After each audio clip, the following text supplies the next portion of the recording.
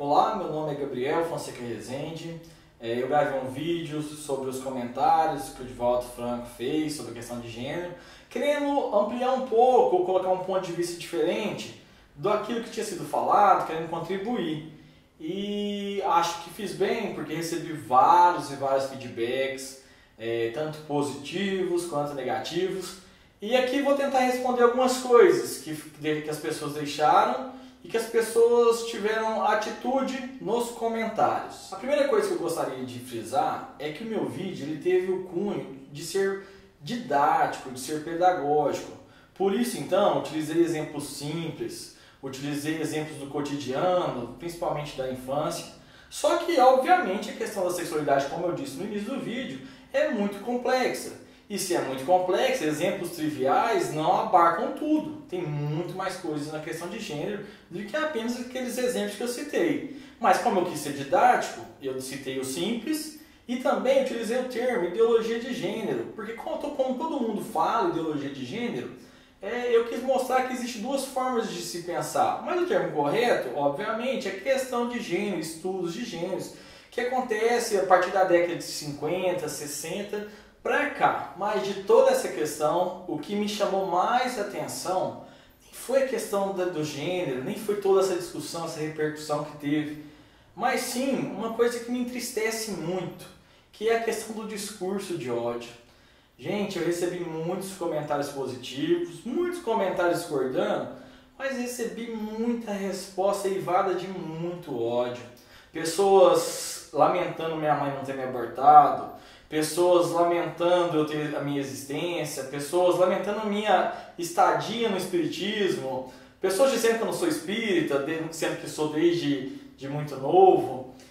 São comentários que eu fiquei pensando, será que o nosso movimento espírita, o esclarecimento espírita, está tendo um rumo correto? Será que estamos de fato conseguindo chegar nos corações das pessoas? Porque é muito ódio. Muitas pessoas me chamando de comunista, de socialista, de marxista, de esquerdista e de variosista, mas de forma desrespeitosa, de forma até muitas vezes leviana. Por que leviana? Porque muitas pessoas utilizaram esses termos sem muito nexo, colocando uma coisa como se fosse outra, fazendo uma salada mista desses conceitos. E é importante a gente buscar o excelso codificador, que sempre nos lembra, se a gente for emitir qualquer opinião, a gente tem que ter conhecimento daquilo. E assim, muitas pessoas emitiram opinião e acabaram negando o espiritismo por não conhecer. E agora ver espíritas fazendo isso é contrassenso. Então, eu posso até fazer um vídeo depois, diferenciando esses conceitos, caso nos comentários vocês deixem aí pedindo.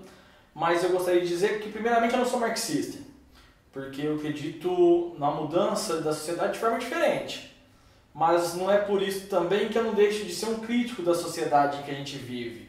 Não é por isso que eu deixo de defender os direitos das pessoas que são oprimidas pela nossa sociedade. Direito das mulheres, direitos dos negros, dos índios, dos LGBTs, porque Jesus andou com as minorias.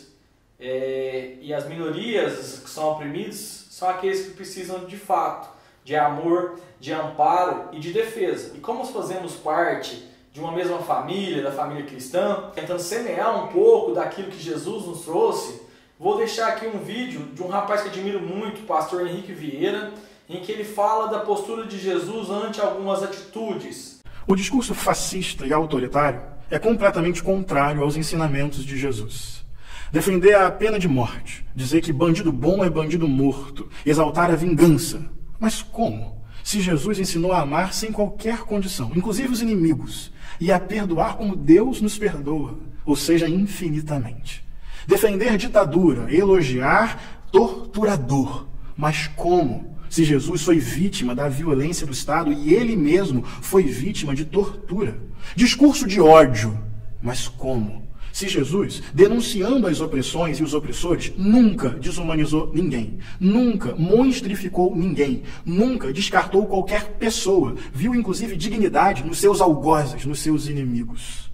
Desprezar a luta das mulheres, dos negros, das LGBTs, dos quilombolas, dos indígenas, Mas como? Se Jesus, o tempo inteiro, andou ao lado dos oprimidos, dos esquecidos da sociedade, foi justamente ao lado dos amaldiçoados socialmente que Jesus se sentiu abençoado, teve prazer de conviver com essas pessoas.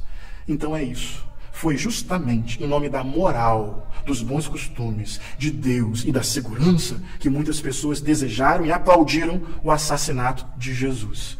Então, alguns comentários, entrando um pouco na questão de gênero, dizia assim, Deus fez só homem e mulher, só existe macho e fêmea.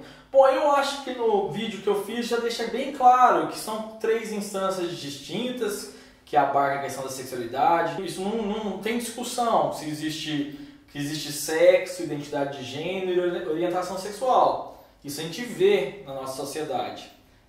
Isso é fato. O que pode ter discussão é outras questões. Então a gente tem que ir na mais avançada ciência para pegar alguns estudos. E com isso, dar o caráter que o próprio Kardec deu. O Espiritismo é uma ciência progressista. É uma ciência que aonde a ciência chegar, nós também lá estaremos. Assim, do ponto de vista histórico, essas afirmações não fazem sentido. Porque a gente vê casos de gênero na história inteira. Não faz sentido no estudo sociológico, antropológico, não faz sentido em quase lugar nenhum, a não ser num pensamento fundamentalista e religioso, que se priva de filosofia e ciência, coisa que o Espiritismo não é. O Espiritismo tem por base a filosofia. Se você pegar o livro dos Espíritos, vai estar lá, filosofia espiritualista. Algumas pessoas disseram que eu estou pregando a destruição da família. E aqui entra um ponto importante. Porque destruição de que família? De uma família tradicional, patriarcal? Porque o conceito de família melhora a cada tempo. Hoje nós temos uma família que pode ter pais homoafetivos. Nós temos uma família que podem ter pais heterossexuais, mas com gêneros iguais. Nós temos famílias que não dependem apenas de um pai ou de uma mãe. Aliás, nós temos muitas famílias. E quanto mais a gente aceita as famílias que existem, mais amor a gente semeia. Porque família semeia amor. Porque a família é o núcleo da sociedade. E nós não podemos apenas falar, a família é a família igual eu penso que seja família. Igual a minha família. Não, família é onde tem amor, onde pessoas querem o bem uma da outra, onde pessoas moram juntas e constroem juntas a evolução de cada um. Geralmente quando as pessoas falam em destruição da família, eu costumo pensar em outro tipo de destruição da família. Por exemplo, casos extraconjugais. Isso sim destrói família. Abandono dos pais idosos em asilo. Abandono das mulheres grávidas pelos homens. Expulsão dos filhos homossexuais de casa, o aniquilamento psicológico dos filhos LGBTs, simplesmente porque são LGBTs e com isso muitos cometem suicídio. Então, todos esses casos e muitos outros, sim, destroem a família. Eu gostaria de retomar a pergunta 783 do Livro dos Espíritos, que é de uma lógica irretocável. O homem não pode permanecer perpetuamente na ignorância, porque deve chegar ao fim determinado pela providência.